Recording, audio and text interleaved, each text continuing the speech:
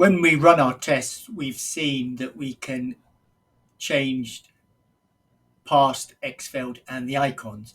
How can we do that? If we go to conftest.py, and in the report test status, about line 200, here is the code. If it's xfailed, these are the words and the icon. And what I'm just going to do here is put in a few extra ticks so you can see that it's changing. If it's passed, when it was an xfailed, i.e. an x passed, this is the word here. So I'm going to type pass x passed here to see a change. If it's skipped, nice icon here, passed. You can change the word again. You can, with passed, change the color and the boldness. I couldn't get it to do it with any of the others. It just threw an error. So we got passed, failed. Let's make this one blue.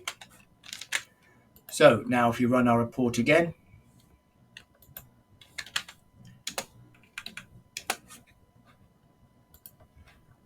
we can see we get bold blue, we get the extra ticks.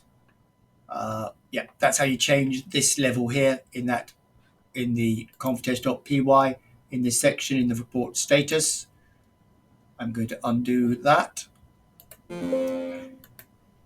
revert it back. Let's do it one more time. And do --tb equals no.